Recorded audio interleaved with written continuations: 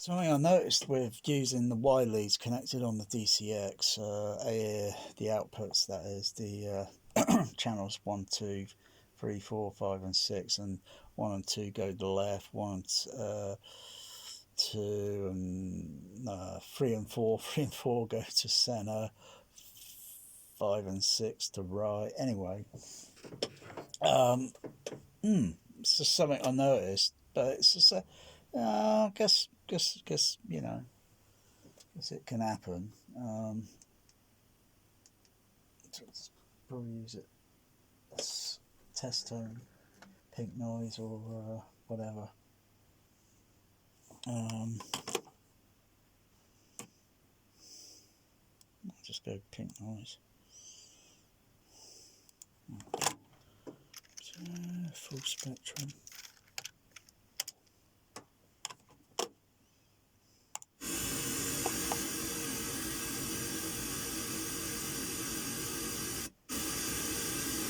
Not sure if you can notice, but it kind of sounds kind of zzz, because I've got a delay switched on one of the other channels, and it's creating, because one channel's outputting okay, and another channel, because they're both summed together as signals, and if I turn the delay off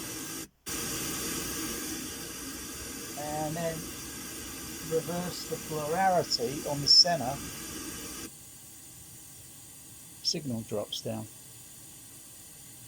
because they're two outputs. And I noticed when I turned it on and everything, I turned the gain level up and it summed up. But I didn't expect that, when obviously switching the delay in, it's going to create I suppose a gimmick effect. Maybe I'll be able to exploit its use, put it to some use. If I adjust the phase, that might be tricky here.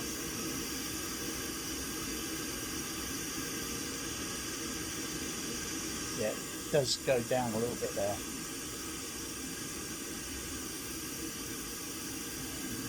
Adjust it on the other channel.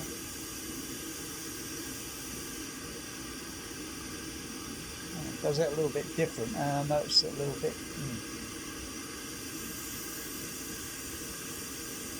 Go back to the other channel. Yeah, it does it mildly. That's weird. That's strange. I thought it would do the same action.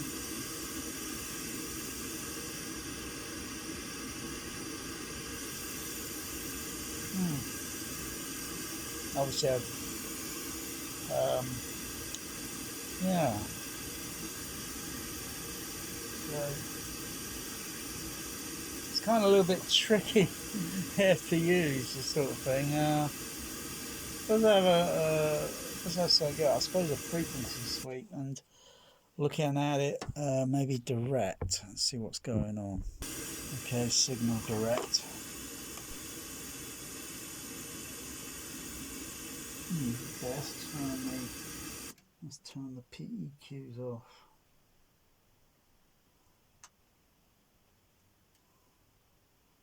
Turn that one off.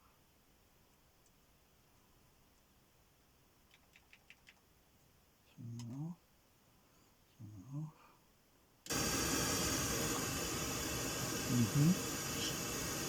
Yeah. And if I reverse the polarity,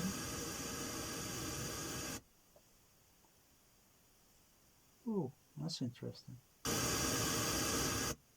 Oh, that is interesting. Because I haven't got the PEQs adjusted, what's happening here is the signal is totally cancelling out. It's interesting.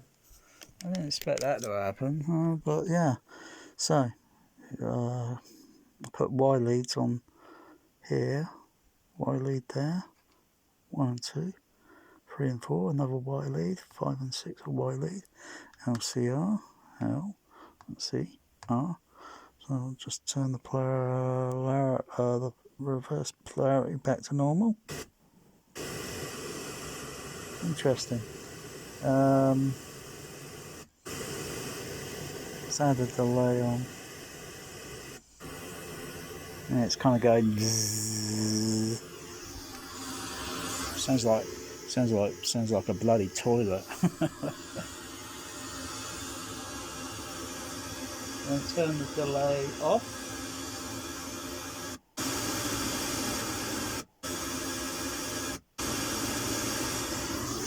That's interesting.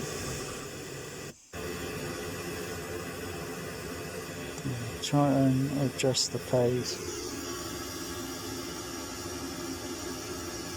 Okay, adjust the phase on the other channel.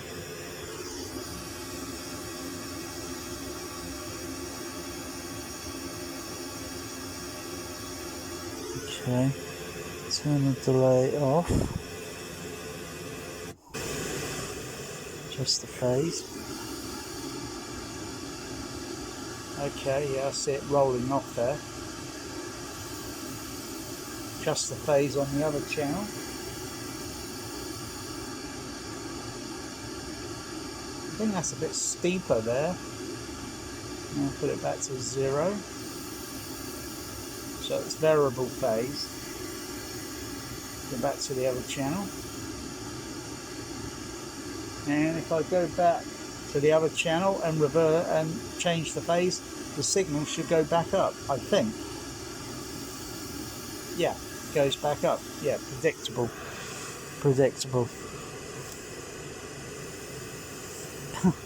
So I wouldn't really myself, I wouldn't use any delays because it creates a kind of bzzz, yeah, kind of like phasey, fuzzy. So I'll just use the EQs on it, just to get a little bit more, I suppose that's how they create. I don't know. I wonder maybe these DSP churchy hall effects by kind of making the sound kind of like weird. Actually, I got one of those devices at the Yamaha. Wouldn't mind a few of them, so I can put them on each channel, so left to right, so to speak, and the surrounds and the overhead and the below surround and that, and use a specific hall, church or theatre, whatever effect. Use the same ones, and then just add slightly different delays and decay time, reverberation. But it still wouldn't, unless I rig them up to microphones that have to be strategically placed in the room, and very tricky to say. I could create an effect so if someone were to come in the room, they suddenly hear themselves kind of talking, and it sounds like they're in like an echo chamber, sort of, so to speak, like a church or a theatre or what, and clap their hand on the head and think, what's going on? I could rig something like that up with the multi microphones. It's very complex to sort of do that, and it's a gimmick at the end of the day. But it would kind of make it sound like a maybe like a type of classic cinema sort of thing that hardly had absorbent material on the walls. Because realistically, when you're at the front of the auditorium, I think you clap your hand, the sound, and it goes back and then comes back milliseconds later, just milliseconds. Yeah, that may be a little fun sort of project thing to do. I think maybe get a few Yamaha what they call DSP 100s. They were pretty popular around the time, and they got a lot of effects that I think are actual legitimate recording samples of actual halls, theatres, cinema, etc., etc. Um, yeah, and they are obviously a two-channel input, left and right, and they got outputs uh, to go to specific speakers and such for what it was designed for back then. But how I would kind of use it, try to figure out, how to apply and where, as well as, of course, it would be blended into the actual speakers in the room. And that's what makes really complicated. So, like when the film is playing, it sounds like it's in an actual theatre, and you cough and hear an echo sort of thing. Yeah, it's possible to do that. It's very possible in a room that's treated. So normally this room doesn't have any echo effect. So yeah, I could do that. I could do that. I haven't got any rack space really for the equipment to go anywhere here really, but um, I'm not really going to do it. I could because I have thought about doing it a few times. Thought about doing it a few times. It's just hearing this effect, what I'm hearing, it's just kind of like I'm thinking I've heard something like similar like that before. Um, yeah, but I could. So it's like, how would it be done if doing it? So if anyone else wants to try it, yeah, it's doable, but it's not very easy, and you got to do it so you don't really overdo it with echo and all that. Otherwise, it's just going to sound like a dreadful echo chamber. You got to have the right amount applied and where. Because if you're in the front of the auditorium, you kind of hear the echo at the back, and so you got to like think where to place, maybe not just overhead. Some of these affect things like in height 1, 2, and 3 because they got to be independent, so they can and using the same mode. So if it's theatre 1, you got to use theatre 1 on all the output channels. The speakers connected in have to be, oh gosh, done with. I suppose you could beat it with Y leading, using some Y leading maybe, or maybe if it gets complicated, it probably have to have some outboard audio mixers, so using line inputs and line outputs, etc. And they're going back, and you've got to do all the balance, get it all rigged up, microphone, because the audio mix would have phantom powered for microphoning, and like I say, the microphones would have to be carefully placed, like some in the ceiling, some microphones at the floor, and around the back wall, side wall, and front. And they have to be specifically balanced. Maybe have their own equalizer and adjusting to get even frequency. So I guess because what we played back is a gimmick artificial effect of trying to make your room that's treated sound like a specific cinema theatre. Not really, but um, every type of theatre hall, uh, theatre or cinema, they got specific reverberation times. Like cinema are about roughly 1.6 or 1.5. If you get it lower, the better. And the goal is really getting it really low, because all this echo effect and such is added in on a film mix. And if you got echo and I bring in flipping auditorium and a specific dialogue comes out, and you might not hear the slight echo slightly in the background, like in Star Trek 2, there's a specific echo effect in the dialogue track. Yes, I think Might be annoying to someone. I do kind of find it like gimmicky, and I find it kind of effective or sometimes, and it wows me.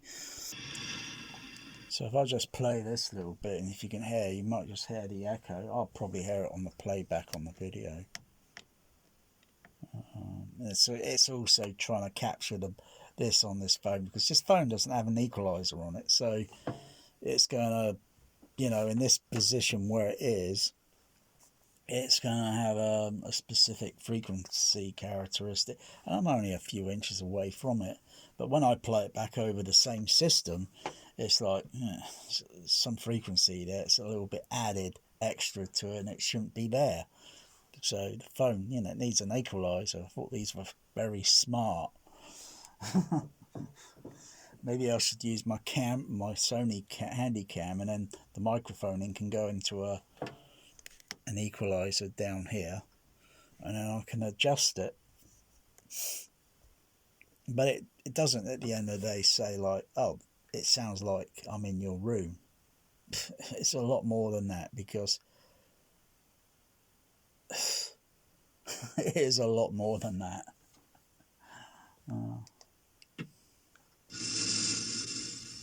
Aren't you dead?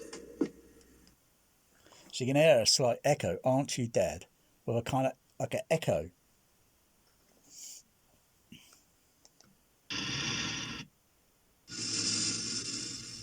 Aren't you dead? I assume you're loitering around here to learn what efficiency rating I plan to give your cadets. I am understandably curious. Meow. He's a cat. So if I put stage left on, stage right on, and they're carrying certain sound effects, that stage left has got that vacuum cleaner effect that's, realistically, it should be more behind than up front, so to speak. They destroyed...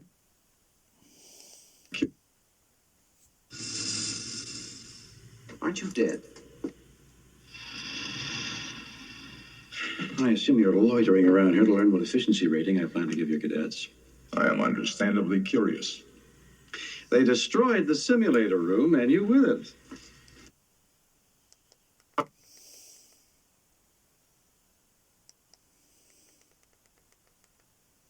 There's other echo effect.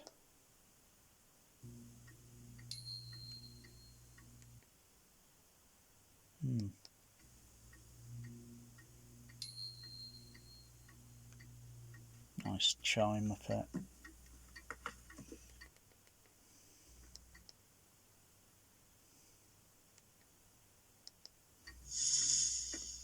Why, bless me, Doctor, what beams you into this neck of the woods? It's kind of like got an echo there. I like this set. I like that. Maybe it's echoing partly because of the floor reflectivity and around this area, part of the area. I don't know. Fair Romulans bearing gifts. Happy birthday, Jim. Thanks. Run. Eagle. I only use it for medicinal purposes. I got aboard a ship that brings them in a case every now and then across the neutral zone. Now, don't be a prig. 20. And it's got this sort of echo right in the background. Just, I'm not sure where the ADR was done, but or the looping. Probably Glenn and Glenn sound, most likely. It's cool. I think there's a little bit more of it elsewhere in the movie, and other movies. Often I notice this effect, and but if your room's very echoey and or it's not very absorbed, so to speak, you're not going to hear all these details. They're just going to get lost in a little teeny speaker that shouldn't even be there in the first place, because that's not what this was played back on. Big cinema speakers, so you've got to use matched speakers so you get the clarity. And it's not a case of say, hey, I say that's how it should be. That is how it should be. That's how it has been. If they started changing speakers in the cinema and putting little center channels in there. Oh my goodness, it's going to sound like like a tweeter. You could actually use it, put a different specific crossover on it, and use it as some sort of glorified tweeter. It just ain't going to fill the auditorium. It's going to be hopelessly useless. You know, there's lots of textures, you know, in the mix, you know. Layers and layers of magnetic tracks here playing. Because this is before Pro Tools. And there's layers of hundreds of tracks. 3. Yeah, well, it takes this stuff a while to ferment. Here, give me. Now, you open this one. I'm almost afraid to. What is it? Klingon aphrodisiacs? No. Bones. This is... Even the tink of the drink, the glass and tinking. Still like, yeah, I didn't know Captain Kirk's home was a bit of echoey. He needs to get some 21st century absorbent material put around his room. This is... charming. For most patients your age, I usually recommend Retinox 5. I'm allergic to retinox. Exactly. Cheers. Cheers.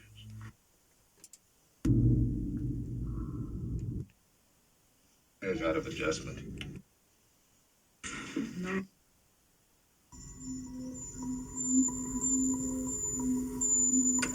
I like that high pitch around about 7.5 kilohertz.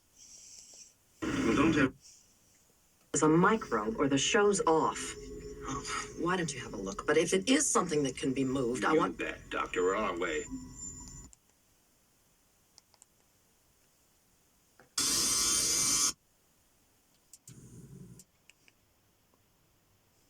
To beam up Genesis. Anybody? Captain. I have indeed. I'm sorry, I don't know. Your Excellency, have you been listening? I have indeed, Captain. You have done well. Your Excellency, have been listening? Don't move. Check. I'm sorry, I don't know. Your Excellency, have you been listening?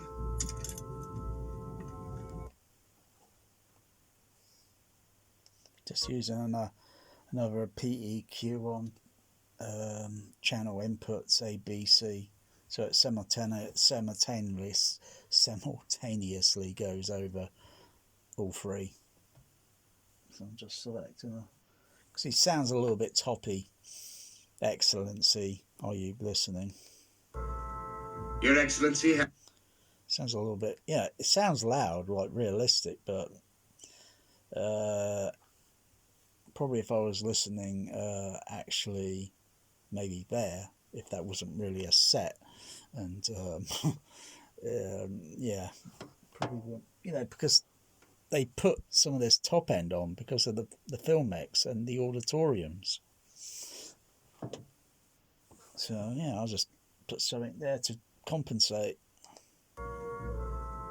Your Excellency, have you been listening? That's a little bit better. It's not too much. You know, I've only notched it down by 4.6 dB, around 2.5 kilohertz, 2.51. I have indeed, Captain. You have done well. You knew it, you son of a bitch! Wow. Don't move, anybody! Captain. We are waiting. What's the delay? All 20 milliseconds.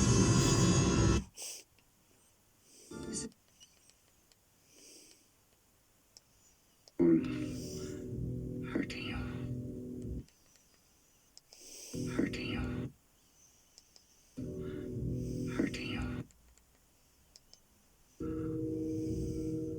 hurt you. And I wish to go on hurting you.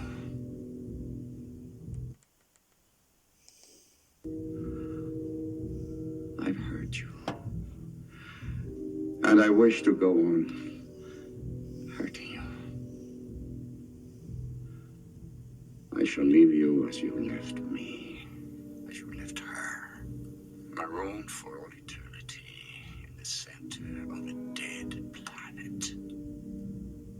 Buried alive. Buried alive.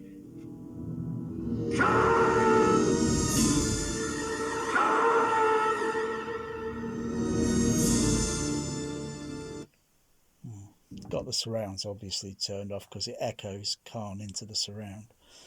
But that's good. That's good detail. That's good clarity.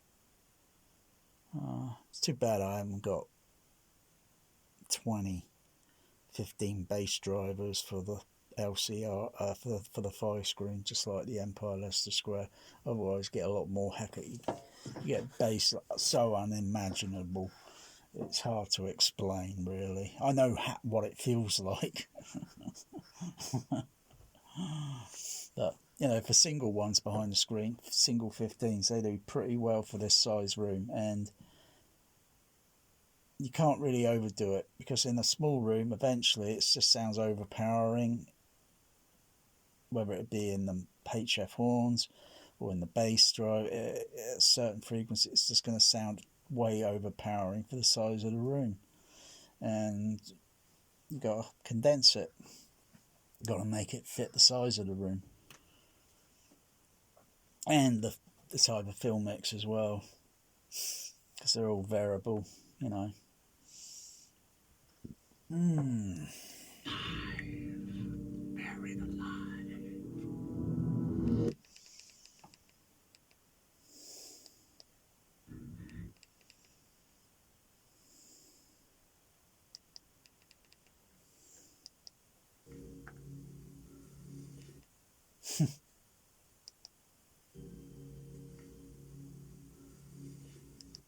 You can hear the soft dynamics in Kirk, going. He's really pissed off.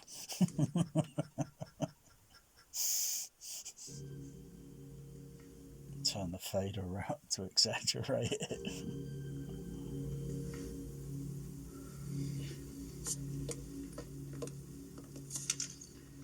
Con bloodsucker. You're gonna have to do your own dirty work now. Bloodsucker. Con bloodsucker. You're gonna have to do your own dirty work now. Do you hear me? Do you? Now, do you hear me? Do you? Now, do you hear me? Do you? Kirk.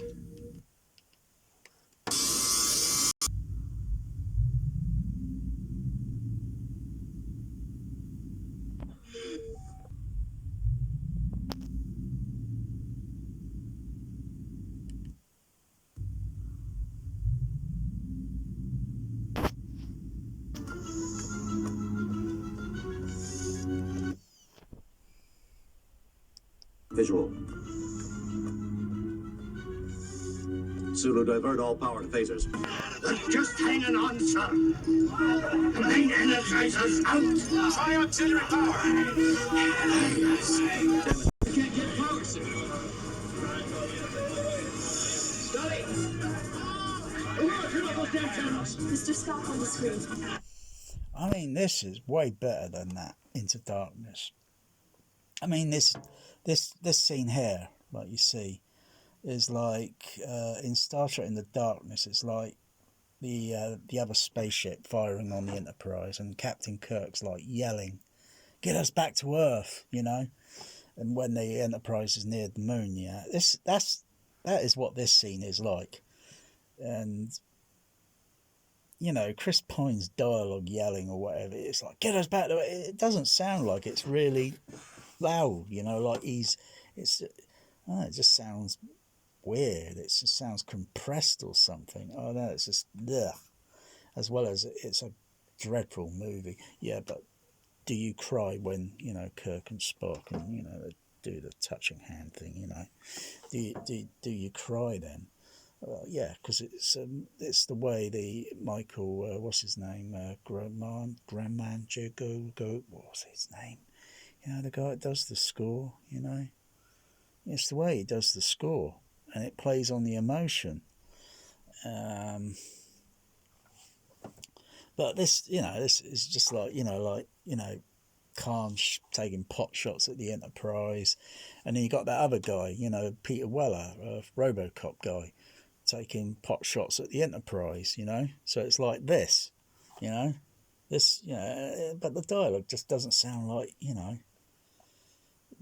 doesn't have any conviction, it doesn't come out with fierce conviction with yelling. Just hanging on, sir. The main energizer's out. Try auxiliary power.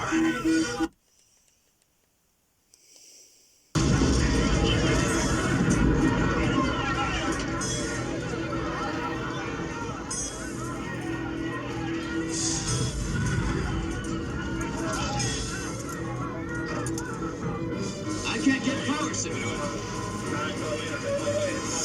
Scotty!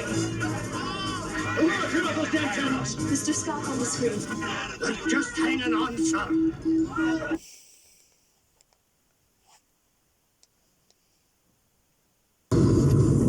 Scotty! What's left? Just the battery, sir. I can have auxiliary power in a few minutes. We don't have a few minutes!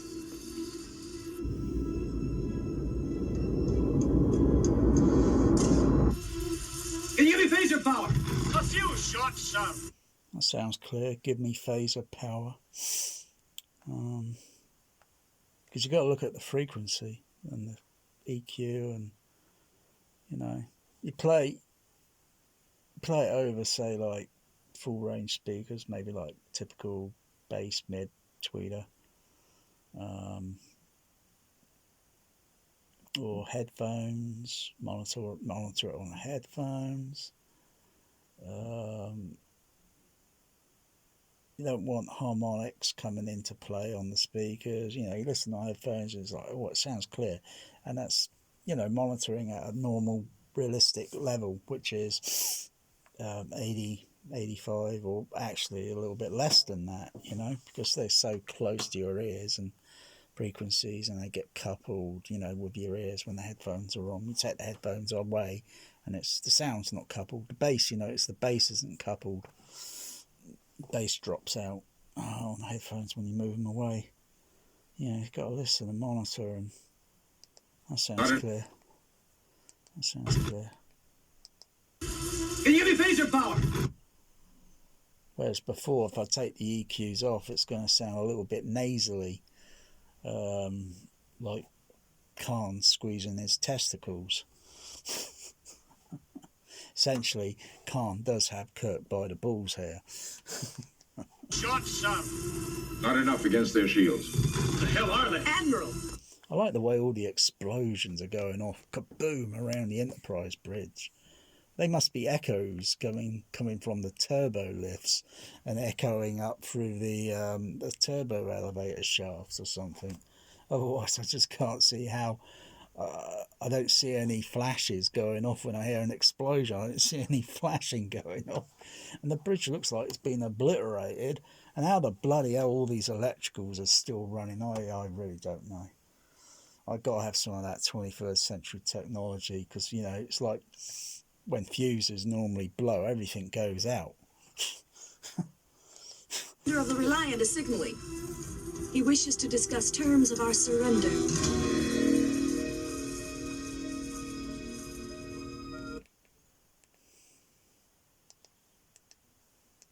Admiral, the commander of the Reliant is signaling. He wishes to discuss terms of our surrender. And she doesn't sound too toppy there now. Terms of surrender, whereas before it was so sibilanty. Oh gosh, it was like she's hailing her frequencies down my ear canal. That's a little bit too harsh, because like I say, films have got to be mixed for larger auditoriums, and over the HF horns they're running, and are they all calibrated, all the same? They may be, they may not be. There may be little, like, if they're using third octave, you know, there might be frequencies slightly dipping down between those frequencies, or dipping up a little bit and giving it false readings and such. You know, everything. I think if microphones are used and everything, all the same microphones got to be used. Like sometimes they use the same SBL meters, the common classic, you know. I suppose if you use that, in a way, in a sense, you might as well just use the microphone on it, or just use these, you know, and just connect it and RTA it with that, because you know you can connect it on to the RTA and use the use that to you know, got to have the same microphone, the same equipment. Usually that equipment was very basic with LEDs on them, and they light up, because I saw one when I was working with Warner Brothers, and the sound guy was using, I think it was called an Ivy, and it's only a box about that size, and you put the inputs in it, and then you get a display on it. It's got a readout display that does the X curve, going up there and then flat and then down again. And you're looking at all the LEDs and you get everything to line up. Those would be very vintage now, those ones. But you know, I think REM is a good source. I could use the same on my laptop with the CP750. But I prefer using the REM because it's got a bit more flexibility. So I could switch to third octave, 1/2, 1 octave, 1/48th, and I can see all the little frequency bands in between where they need to be sewed and knitted to make a nice weave and nice, smooth, consistent. And then if I want to put, you know, frequency sloping on it, I could use just simple high pass, low pass filters and then just put them in place somewhere and just lower it down, all the frequencies evenly, all at the same time. Yeah.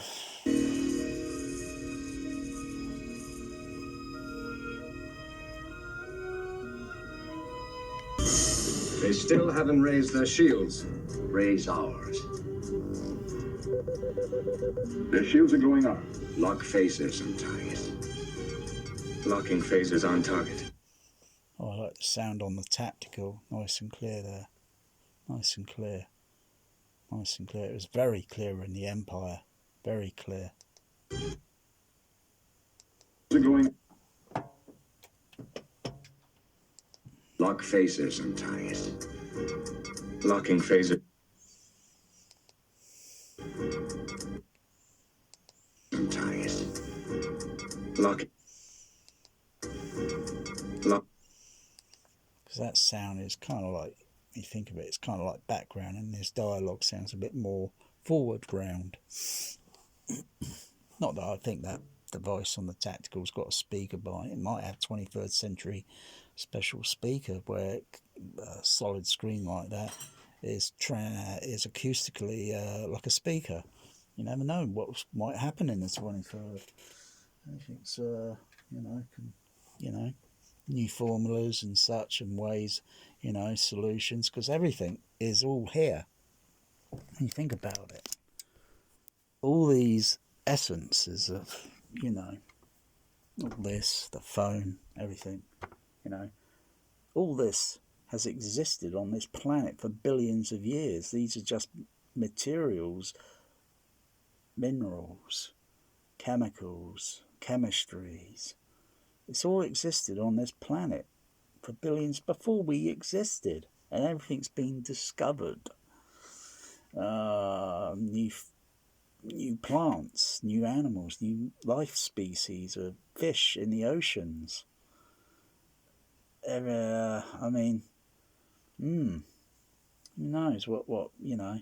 But this other thing with putting speakers in a cinema, trying to put them above you, and aiming them at the screen I think that idea is absolutely preposterous, because it is no way, I don't think, going to have the same dynamic clarity of what, well, a good THX cinema was capable of doing back in its day. I think it's just a stupid bloody thing. It's just like another Dolby Atmos bounce the sound and think it's going to reflect off the bloody screen and come back at you. Oh dear.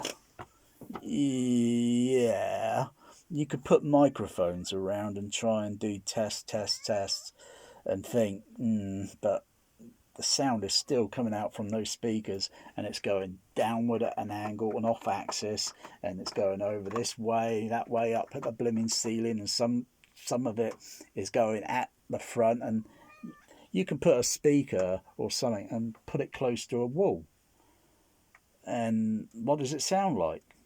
It sounds hollow. It kind of makes that effect sort of thing. So you got a speaker that's meters away from it. Nah, it's a gimmick. Ain't going to happen. Speakers belong behind the screen, not in front of it.